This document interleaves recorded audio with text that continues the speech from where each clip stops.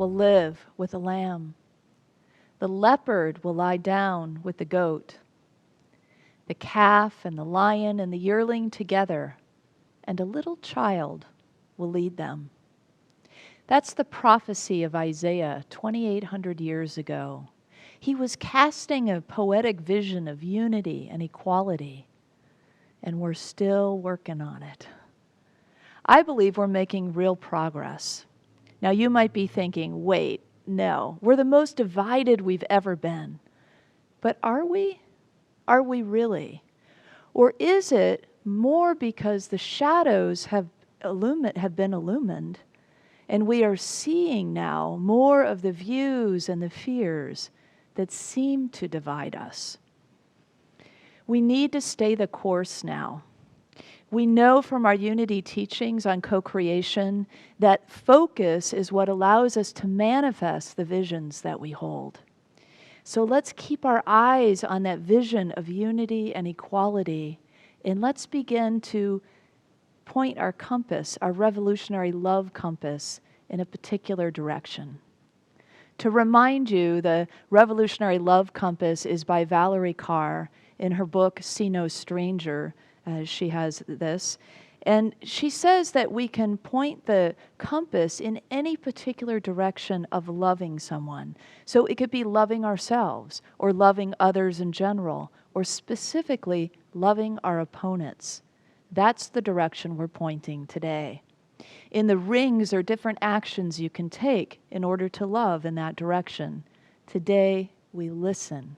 We listen to our opponents, those who have opposing views from ours. Now, you might be saying, well, what's the point of that? Because if I try to have a conversation with somebody with an opposing view, I'll never persuade them to my viewpoint. But here's the thing, that's not really our intention. If we go in with the intention that I'm going to change somebody's opinion or that I'm going to persuade them over to my viewpoint, it may be futile.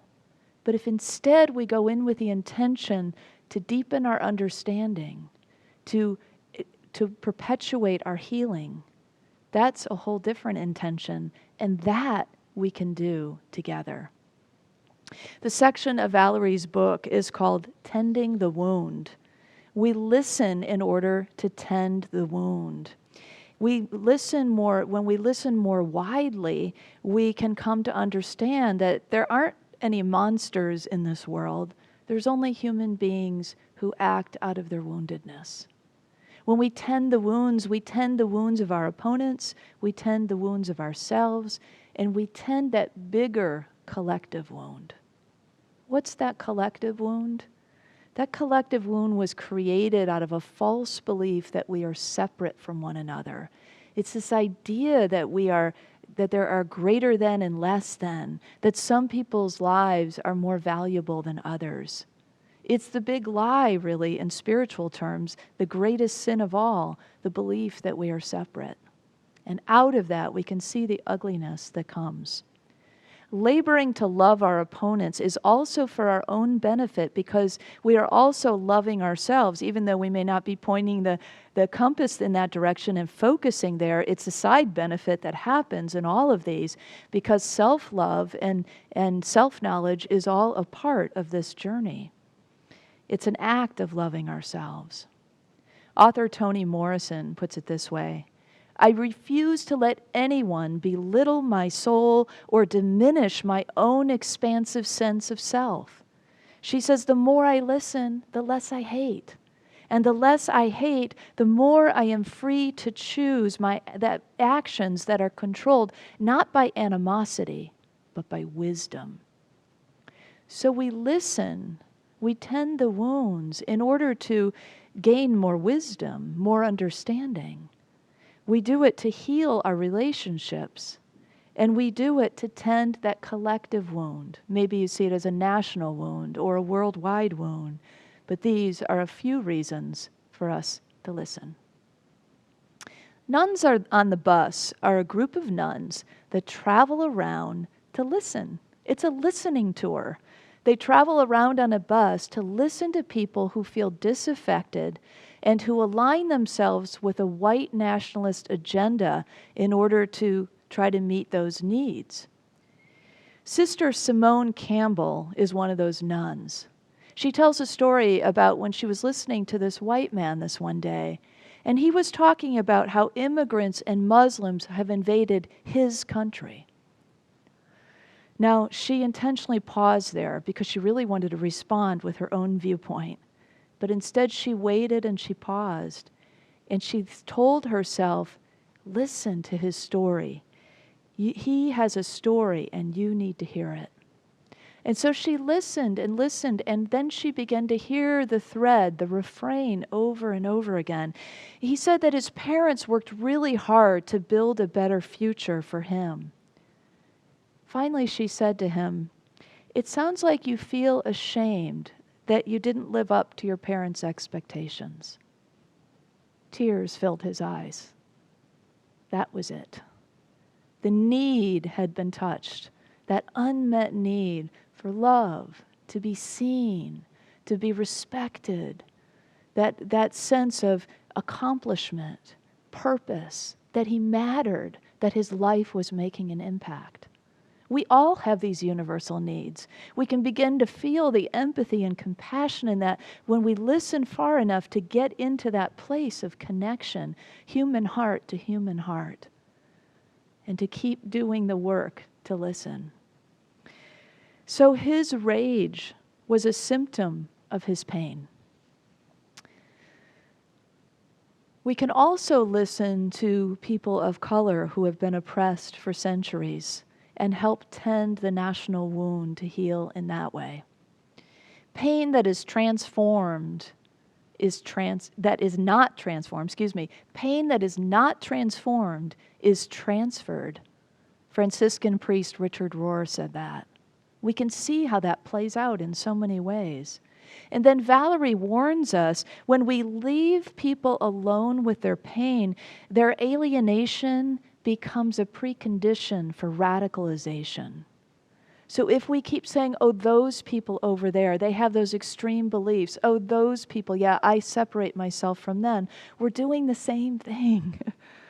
So instead, if we can welcome into the full human family all the different viewpoints to listen for the pain and the wound, we can begin to heal and to really make a difference. We are already healing. Listening from the heart is really what Jesus pointed to when he said, for those who have ears to hear, let them hear.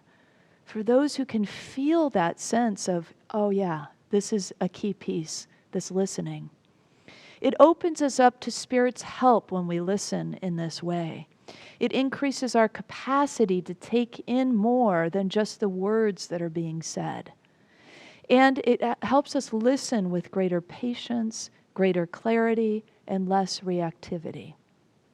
When we listen from our hearts, we can hear others' pain, we can touch our own pain, and we can discern our responsibility, our own ability to respond. That piece is important, and we'll follow up on it in a little bit. Another part of listening is to listen to stories versus debating policies. This can be really helpful because when we're having policy discussions, and probably some of you, probably all of us at some point or another, have been in those kinds of debates. And it creates it just sort of solidifies the existing camps and the different arguments. It's not to say there isn't a time and a place for that, but when we're really after healing, it's the stories that make a difference.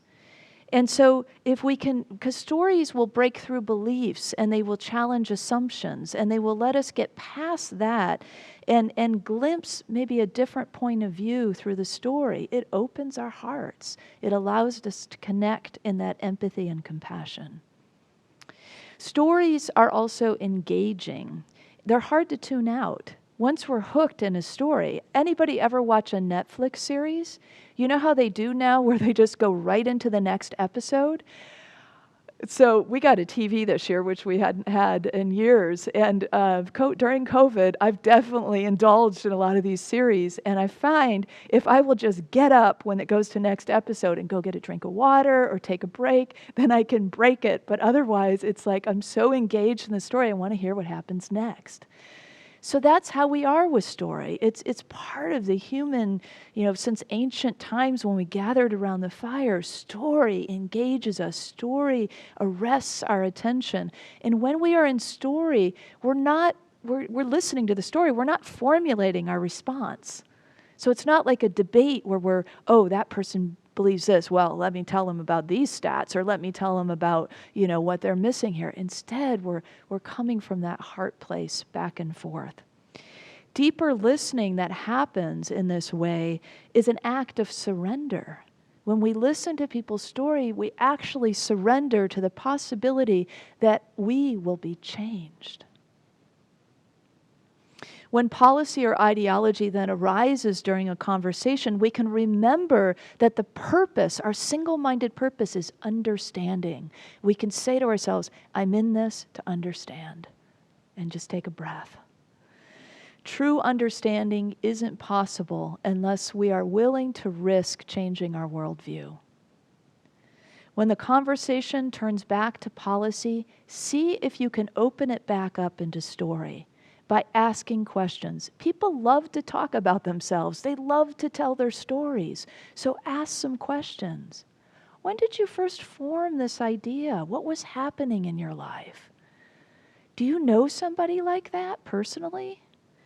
When did you first have this idea? So those kinds of questions will bring people back into telling you examples and stories, and then you can have a little bit more conversation in that way, remembering that our role is listening first. Deep listening, even to stories, it's a developed skill. So we have to practice to develop the skill. It may be clumsy and messy when we start. So what? Push past that, because we'll get better and better the more we listen. It begins with checking our preconceptions at the door, right? Being willing to say, okay, I'm coming in curious. I'm coming in like a little child, right? Like this is new information that I've never heard before. I'm coming in with the wonder, that idea of wonder we spoke about before. We quiet our thoughts, engage our senses. Listen for what's at stake for the other person. Try to understand what matters to them, and put aside for a moment what matters so much to you, or put aside for a moment what you think they're going to say, what you think is predictable in your mind, and instead just listen to what is said and then beyond.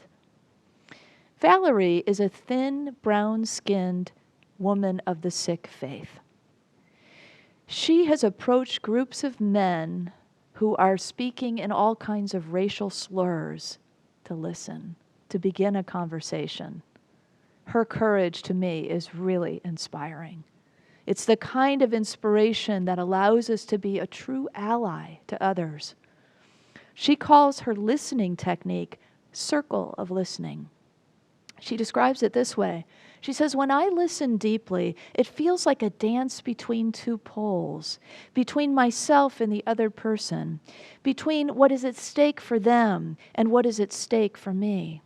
She says, I draw close to them, and then I return to myself and I respond, and then I draw close to listen again, moving in a circle of animated wonder.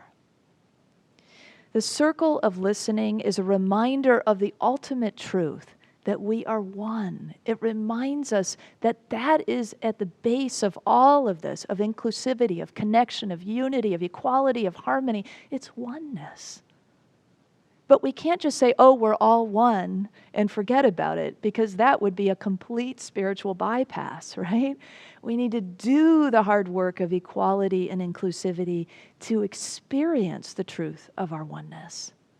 Let's take a pause and listen to this beautiful song by Heart Dream, One from the Beginning.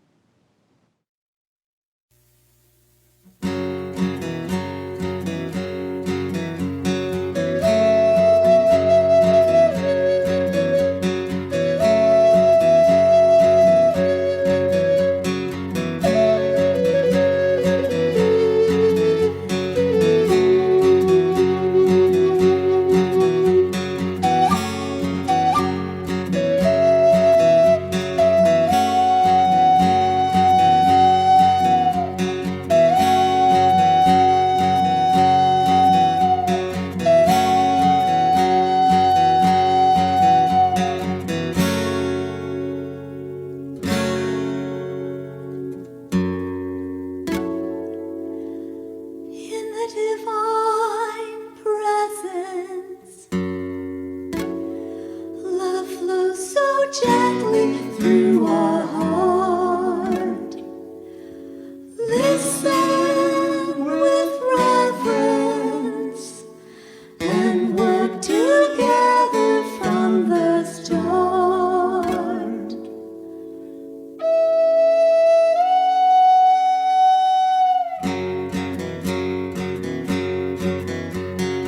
One from the beginning, as is will always be, all one together, forever, eternally.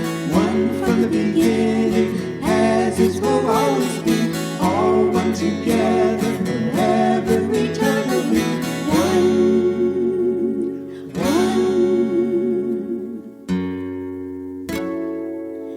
Hand in hand, united, peace emanates within the bliss. Understanding and kindness, connected love we can't resist.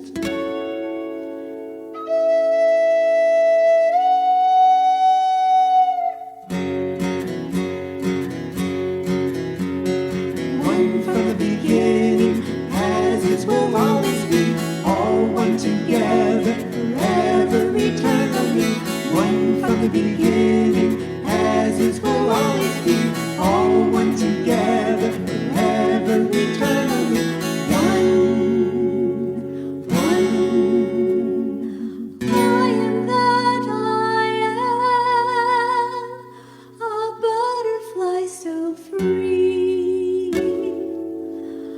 I am that I am, a dolphin in the sea. I am that I am, light of infinite parts. I am that I am, love from the heart of hearts.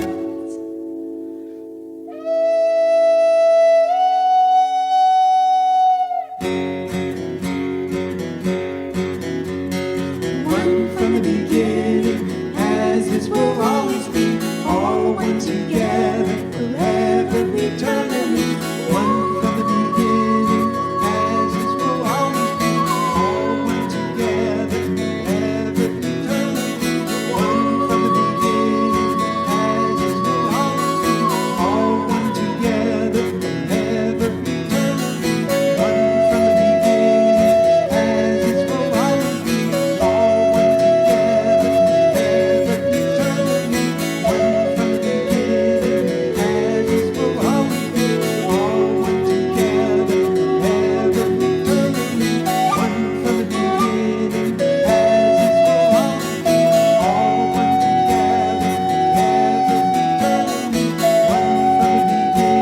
as is will always be, all one together, forever, eternally. One from the beginning, as is will always be, all one together, forever, eternally. One from the beginning, as is will always be, all one together, forever, eternally.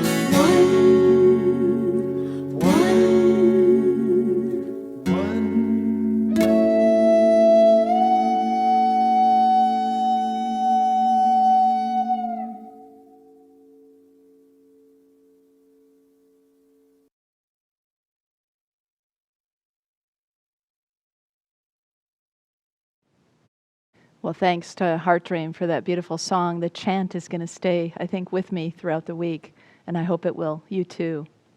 You know, our community has been engaged in raising racial consciousness. In Thursday's class, we were discussing implicit bias and how our subconscious mind that holds the implicit bias, those impressions that happen over a lifetime, by pausing, we can actually override the subconscious mind's old beliefs and that implicit bias that lives there, and shift into the conscious mind to think again about what we are about to say or what we are even thinking. It helps us be less prejudiced in our actions and in our words and to come from a more conscious place.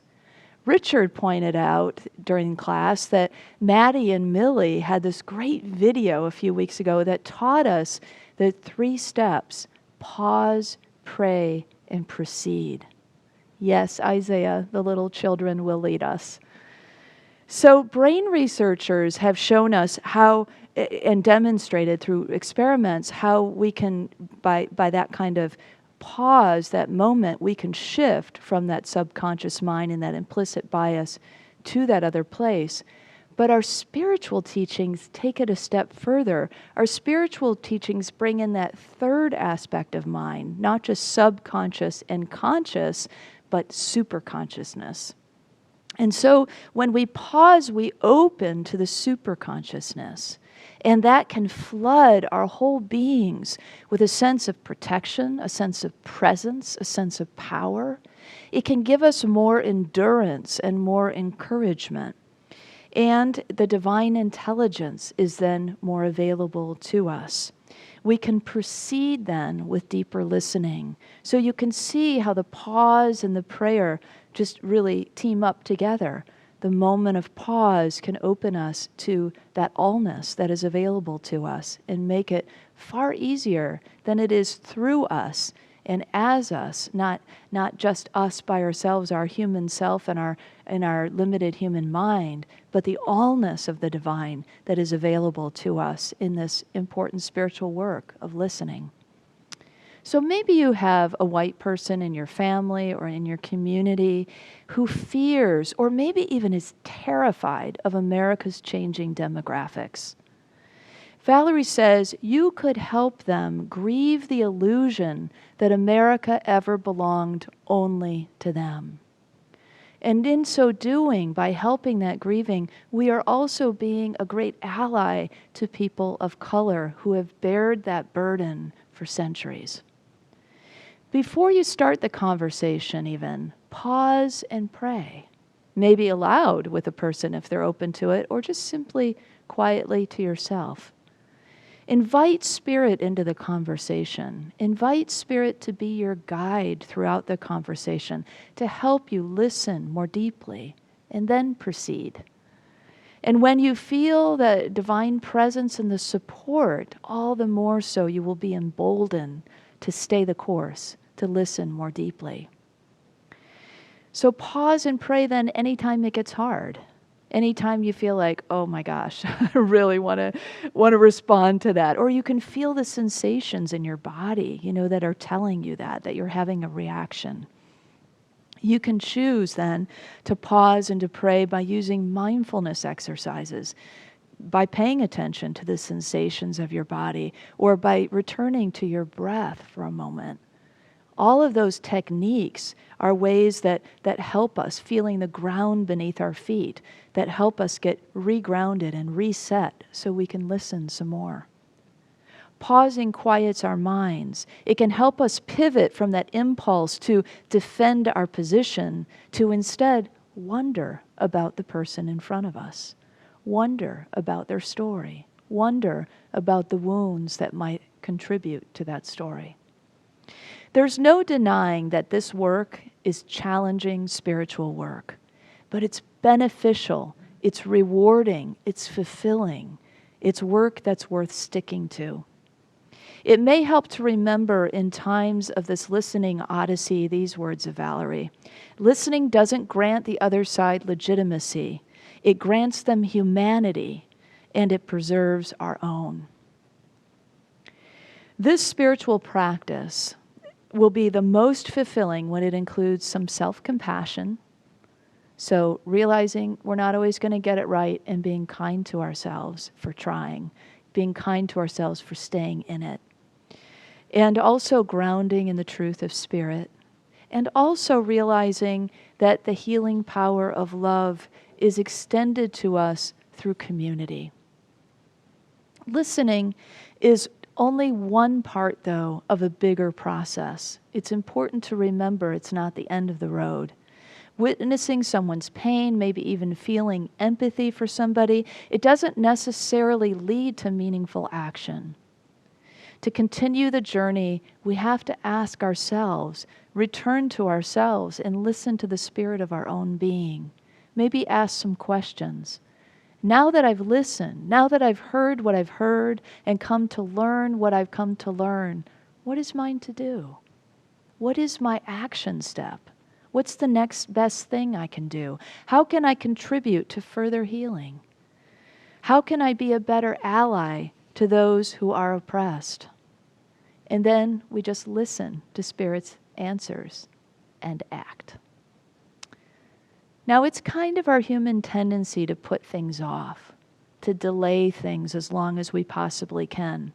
A lot of times it takes something really blowing up before we really evolve. But as proactive spiritual citizens, we need to take hold of what actually is already blowing up all around us. You know, we can't keep delaying our involvement in the travesty of racial inequality. It's been laid at our feet. It's been awakened in our consciousness. What will you do? This isn't easy, but it's essential spiritual work. It's essential to our understanding. It's essential to our healing. It's essential to move forward together, collectively and individually. I think it's one of the biggest pieces of spiritual work that is available to us today.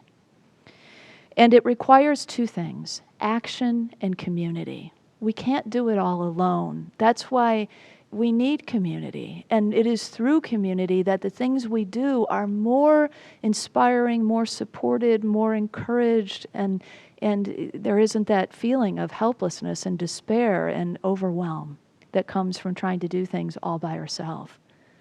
And the action piece, remember our fifth unity principle. It's not enough to believe these first four principles. We must act. We must live into them.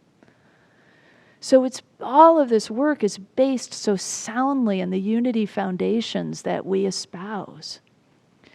So as we together move forward, we can awaken and help heal the wounds of our country, the wounds of our world, the wounds of individuals in our lives who we love, and ourselves. Let's not forget ourselves. So won't you join this revolutionary love? You can join our class on Thursday nights. You can begin to listen to your opponents. There is an array of possible actions that you could take. The most important thing is that we begin to act, that we take these actions, that we begin to listen. So let's affirm this together, and let's do some new work this week. Together, I am engaging in revolutionary love. I am listening. We are healing. And so it is.